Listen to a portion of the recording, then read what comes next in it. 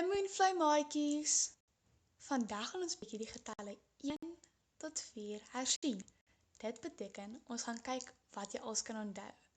Is julle gereed? Hierso is die 4 getalle.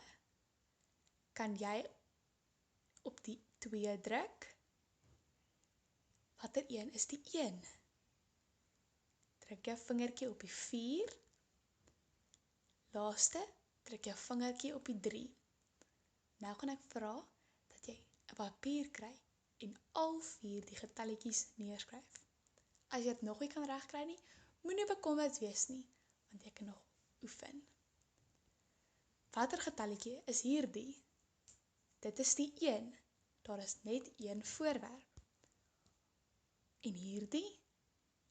Daar is 2 voorwerpe. Dit is die getalletjie 2.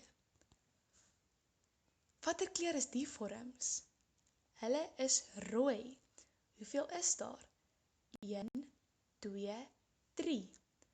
Dit is die getalletjie 3 op die kant. Die laaste getalletjie is 4, want daar is 4 geel hartjies. Baie mooi maatjies, julle is so slim. Onthou om te subscribe en die video 'n thumbs up te gee.